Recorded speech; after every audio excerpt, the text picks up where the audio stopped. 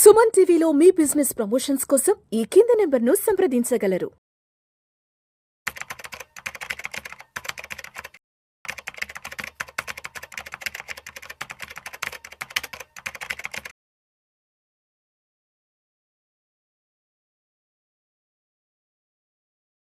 నమస్తే మాధవరెడ్డి గారు. నమస్తే అండి. మాధవరెడ్డి గారు, welcome to Vishnu talks. Thank you అండి, thank you for calling. So Madhava Reddy గారు, ఈ మధ్య మన ఇండియన్ స్టాక్ మార్కెట్లో ఎక్కువగా వినిపిస్తున్న మాట, ఎక్కువగా వినిపిస్తున్న టెర్మినాలజీ హై వాల్యుయేషన్. అవును, మార్కెట్స్ బాగా హై వాల్యుయేషన్లో ఉన్నాయి. ఇదే మాట ఎవరి నోట విన్నా కూడా. అవునండి. సో ఏంటి ఇక్కడ హై వాల్యుయేషన్లో ఉన్నాయి అనే దానికి మనం తెలుసుకోవాల్సిన పారామీటర్ ఏంటి? ఇప్పుడు ఒక కామన్ రిటైల్ ఇన్వెస్టర్ యొక్క స్టాక్స్ హై వాల్యుయేషన్లో ఉన్నాయా లేదా అనే ఇండికేషన్ని ఎలా ఐడెంటిఫై చేసుకోవాలి? ఏంటి అసలు ఈ హై వాల్యుయేషన్ అనేదానికి అండ్ మీరిచ్చే జవాబు ఏంటి? సో దీనికి మనకి పిఈ రేషియో అనేది మనం ఎప్పటి నుండో చూస్తామండి. పిఈ రేషియో అంటే మార్కెట్, అంటే వాళ్ళు ఇచ్చే ఎర్నింగ్స్ కన్నా మార్కెట్ ప్రైస్ ఎన్ని టైమ్స్ ఎక్కువగా ఉంది. అంటే ఒక కంపెనీ ఎర్నింగ్స్ 5 రూపీస్ వచ్చింది అనుకోండి, ఆ 5 రూపీస్ వచ్చిన దాన్ని మీరు 500 రూపీస్ పెట్టి కొనుక్కోరు కదా. సో ఒక కొంత వాల్యూ ఇచ్చి కొనుక్కుంటారు. సో దీన్నే మనం ఎన్ని టైమ్స్ మార్కెట్ ప్రైస్, వాళ్ళ ఎర్నింగ్స్ కన్నా మార్కెట్ ప్రైస్ ఎన్ని టైమ్స్ ట్రేడ్ అవుతుంది మార్కెట్ ప్రైస్ అనే దాన్ని మనం పిఈ అంటాం. ఇలా ఎంత పెట్టి మనం కొనుక్కోవచ్చు. ఇప్పుడు జస్ట్ బెస్ట్ ఎగ్జాంపుల్, మనం రియల్ ఎస్టేట్ ఉందనుకోండి, కామన్ పర్సన్కి అర్థమయ్యేటట్టు 1 కోటి రూపాయలు పెట్టి మీరు ఫ్లాట్ కొనుక్కుంటే మీకు 25,000 రెంట్ వర్కౌట్ అవుతుందా? 1 కోటి రూపాయలు పెడితే మీకు 25,000 వస్తే ఎక్కడ వర్కౌట్ అవుతుంది? That's the same thing is happening in stocks also. 2% 3% returns వస్తే మీకు అది చాలా హై వాల్యుయేషన్స్ లో ఉన్నట్టే కదా. అందుకని ఇప్పుడు చాలా మంది వెనక్కి వచ్చేస్తున్నారు. అమ్మో ఇంత మనము ఇప్పుడు సెకండ్ హౌస్ కొనాలన్నా సరే, వాడు వాళ్ళ ఇల్లు ఉంటుండగా ఇంకొక ఇల్లు కొనాలి ఇన్వెస్ట్మెంట్ పరంగా అంటే ఆయనకు వచ్చే ఈల్డ్ ఎంత? నేను 1 కోటి రూపాయలు పెడితే నాకు 2% వస్తుంది, నేను ఎందుకు పెడతానని వాళ్ళు కొనడం మానేస్తారు. The same thing is happening in stock market అండి. వీళ్ళు ఇచ్చే ఎర్నింగ్స్ ఏమో 5 రూపీస్ ఉంటే, అదేమో 500 లేకపోతే 600 ప్రైస్ ఉంటే దాన్నే మనము హై వాల్యుయేషన్స్లో ఉన్నాయి అనేసి అంటాం. సో ఫస్ట్ మనం దీనికి ఏంటంటే అసలు మన నిఫ్టీ పిఈ ఎక్కడ ఉంది, నిజంగానే మన నిఫ్టీ అంత హైలో ఉందా అనే దానికి క్వశ్చన్స్ ఏంటంటే, మనకి ఇప్పుడు ప్రస్తుతానికి నిఫ్టీ పిఈ 20 టైమ్స్ ఉందండి. 20 టైమ్స్ అంటే మన ఎర్నింగ్స్ కన్నా 20 సార్లు ఎక్కువగా ఉంది. That is good. అంతేమీ మనకి ఎక్కువగా అన్నట్టు మనం చెప్పలేమండి. దీన్ని మనం ఎలా చెప్పొచ్చు అంటే మనం ఎక్కువగా కొన్ని స్టాండర్డ్స్ ఉన్నాయి. 18 to 19 టైమ్స్గా ఉన్నట్టయితే చాలా చీప్ అని. అంటే ఎప్పుడైతే మన మార్కెట్స్ 18 to 19 టైమ్స్ నిఫ్టీ వచ్చిందంటే మనం కొనుక్కోవచ్చు అని, దట్ ఈస్ వెరీ చీప్.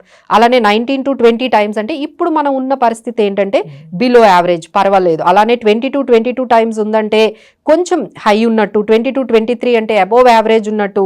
ఇక 23, 25 ఎప్పుడైతే పిఈ వెళ్ళిందంటే వెరీ ఎక్స్పెన్సివ్.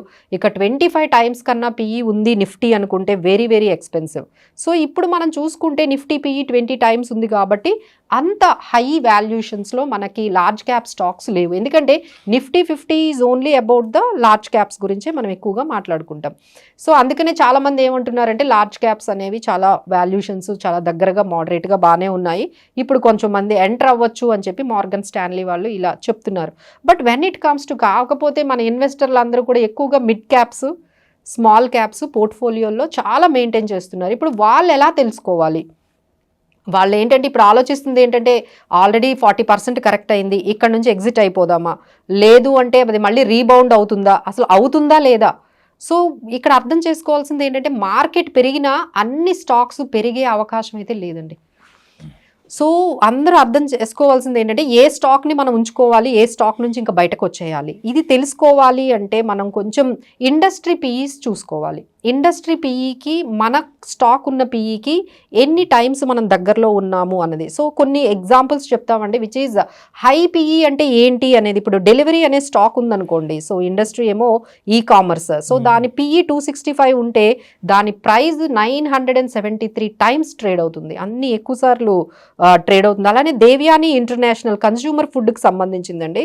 ఇది దాని ఇండస్ట్రీ పిఈ 53 ఉంటే దాని price 918 times PE PE trade అవుతుంది. అలానే పిరమల్ ఫార్మా అనే కంపెనీ ఉంది, అది ఫార్మా ఇండస్ట్రీకి. ఆ ఫార్మా ఇండస్ట్రీ పిఈ ఏమో 36 ఉంటే ఆ company share price 683 times trade అవుతుంది. అంటే ఇండస్ట్రీకి దగ్గరగా ఉండాలండి. ఇండస్ట్రీ పిఈ 36 ఉంటే మీ కంపెనీ 40 టైమ్స్ పిఈ ఉన్నా పర్వాలేదు, కానీ అసలు మీరు 36 ఉన్నది 600 టైమ్స్ ఎట్లా కొనుక్కుంటాము? So these are all like high PE అనేది. సో ఫస్ట్ మీ దగ్గర ఏ స్టాక్ ఉందో చెక్ చేసుకోండి, ఆ స్టాక్ ఏ ఇండస్ట్రీకి సంబంధించింది అనేది చెక్ చేయండి. ఆ ఇండస్ట్రీ పిఈ అనేది ఎంత ఉందో మీకు మనీ కంట్రోల్లో కానీ లేకపోతే మనకి screen.in కానీ చాలా మనకి వెబ్సైట్స్ అవైలబుల్గా ఉన్నాయండి. సో ఫస్ట్ ఫైండ్ అవుట్ ఆ ఇండస్ట్రీ ఏంటి, ఆ ఇండస్ట్రీ పిఈ ఏంటి, ఆ పిఈకి ఎంత మన స్టాక్ పిఈ ఎంత ఉంది అనేది కానీ మీకు తెలిసిపోతే మీకు ఉంచాలి లేకపోతే దానిలో ఎగ్జిట్ అవ్వాలనే కొంత ఐడియా అయితే మనకి వచ్చేస్తుందండి. సో కొన్ని ఎగ్జాంపుల్స్ అంటే తక్కువ పిఈ అంటే ఎలా ఉంటుంది, రేమండ్ అనే ఒక కంపెనీ ఉందండి, అది టెక్స్టైల్స్కి సంబంధించిన ఇండస్ట్రీ. అదేంటంటే 1.2 మాత్రమే ఉంది రేమండ్. అంటే ఎంత తక్కువ ఉందో చూడండి పిఈ. దాని ఇండస్ట్రీ పిఈ 2.4 ఉంటే ఆ కంపెనీ పిఈ 1.2 ఉంది. అలానే మనకి ఐఆర్బి ఇన్ఫ్రా అనే కంపెనీ ఉంది, అలానే అది ఇంజనీరింగ్ కన్స్ట్రక్షన్ సంబంధించింది. సో దీని ఇండస్ట్రీ పిఈ 26 ఉంది, కానీ కంపెనీ పిఈ చూస్తే చాలా తక్కువ ఉంది. సో ఇప్పుడు మనం ఏం చేసుకోవాలి అంటే మనం ఇండస్ట్రీ పిఈతో కంపేర్ చేసుకొని మనము దానికన్నా తక్కువ ఉంటే బెటర్ అనే ఇంకా మనం ఆ స్టాక్ని మనం మెయింటైన్ చేయొచ్చు. లేదు ఇంకా చాలా ఎక్కువగా ఉంది ఇండస్ట్రీ పిఈ అంటే మాత్రం మీరు మిగతా ఫండమెంటల్స్ని కూడా, అంటే ఇది ఒక్క క్రైటీరియా అండి, there are many other criterias to take the decision. But ఇప్పుడు హై వాల్యూషన్స్లో ఉన్నవే ఎక్కువ కట్ అవుతున్నాయి.